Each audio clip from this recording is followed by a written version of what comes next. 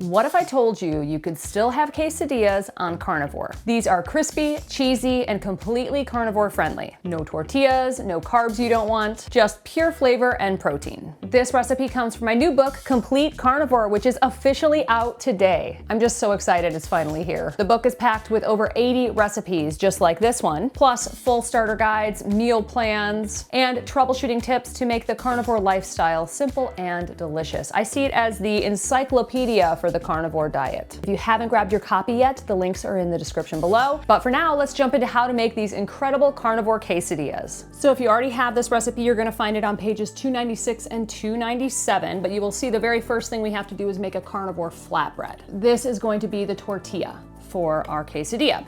So this is really, really simple. Let's talk about the ingredients. We've got 3 eggs. We've got some full fat Greek yogurt. I like this 5%. And then we've got this, oh no. Ew, how did I get part skim? And then we're gonna be using some mozzarella. I accidentally got the part skim. I swear to God, I was getting the whole milk one. These 3 ingredients and a little bit of salt and white pepper if you want. So let's put this together. All right, step 1 is preheating the oven to 425. So we're gonna mix everything together. Doesn't have to go in any particular order or anything like that. This recipe is so simple and so delicious, and it can be modified in lots of different ways. Like if you wanted to just make this flatbread to go with as like a side dish for something, or like maybe make it into like, I don't know, a garlic naan or something, you totally can.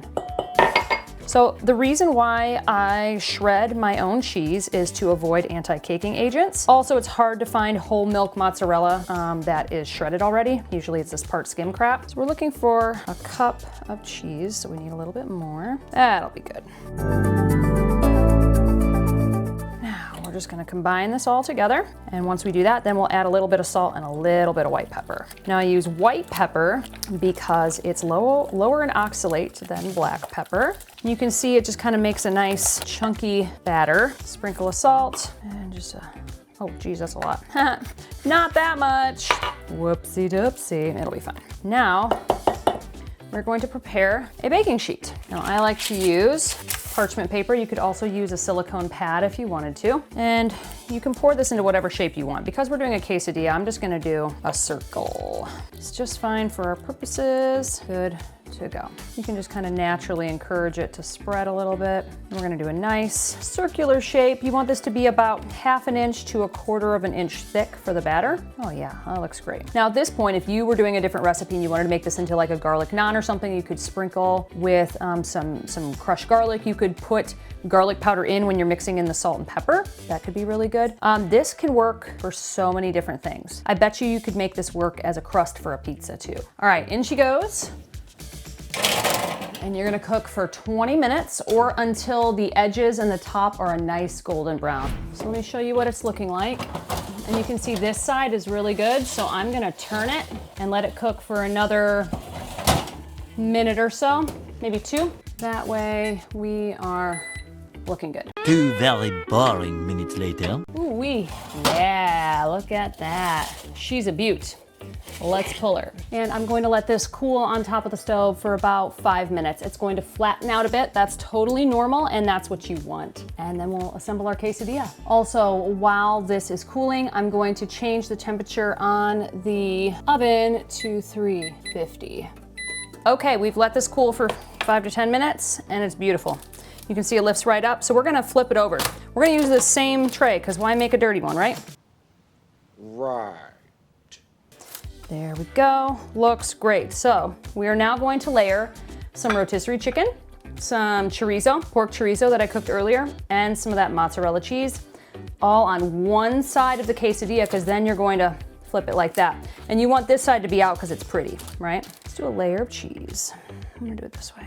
Now remember, this already has a full cup of cheese in the flatbread, so I like to layer some chicken. Now you can do whatever stuffings you want. This is a more carnivore stuffing. You could put, God, the world is your oyster. You could put so much stuff in here. It just depends on what you want to do. But I would say keep it to real whole food and make it yummy. Chorizo I just like to use because it makes it a little bit spicier, and I like a spicy. Oh yeah, this is gonna be real yummy. I think Goran's gonna like this one. Rest of the cheese.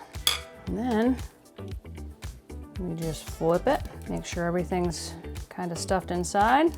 You taste this little corner. And then I like to kind of move it like that. And it's perfect. And we're gonna put this back into the oven for 10, 12 minutes so that everything melts. You want the cheese inside to melt and it all to combine. 11 minutes later.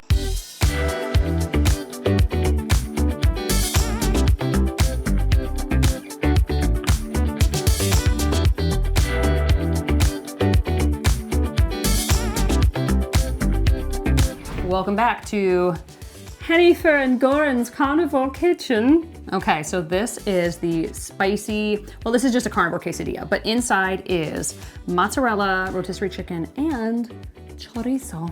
Ooh, And this is sour cream it's quite a combo here. on a carnivore flatbread. How is it? It's crispy, it's cheesy, it's delicious. That's good. So I accidentally failed at life and bought the part skim cheese. Can you taste the difference? No, I can't really. Really? I felt like I could a little bit. No, actually, I think it might be better. Really? I disagree. Maybe it's texturally better. Tastes are great though. Great. Taste is really good. So this has 4 slices. I would say probably 2 servings total. You could eat the whole thing yourself, but it's a lot of protein. So it'd be hard to eat this whole thing yourself. Hi, honey bunny. What are your thoughts? Is it a winner? Do you feel like you're eating a normal quesadilla is the question. I mean, here's the thing. I would have no idea that this is anything but a normal quesadilla if you didn't tell me. But it's really tasty. I would be happy with this quesadilla no matter what I ordered.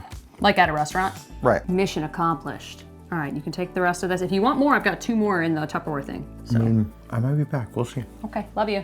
And there you have it, the perfect carnivore quesadillas. Crispy, cheesy, and totally satisfying without ever needing a tortilla. If you want even more recipes like this, grab yourself a copy of Complete Carnivore, again, officially out today. This is the encyclopedia for the carnivore diet. The first half is a complete in-depth starter guide with meal plans, troubleshooting and monitoring your progress chapters, FAQs, busting myths, and so much more. The second half of the book is 80 delicious and zero guesswork carnivore recipes just like this one. Links to purchase are all in the description below. And if you have received your copy, be sure to head to wherever you bought it and leave a 5-star review. This will help get the book pushed out far and wide and help more people find the healing power of the carnivore diet. Thank you so much for your support. If you enjoyed this video, be sure to give it a like, hit that subscribe button, and let me know in the comments below if you're going to be trying out this carnivore quesadilla recipe and how you would change the ingredients. Would you add or subtract something? Let me know. I love hearing your thoughts. Thanks for watching, and I'll see you in the next video.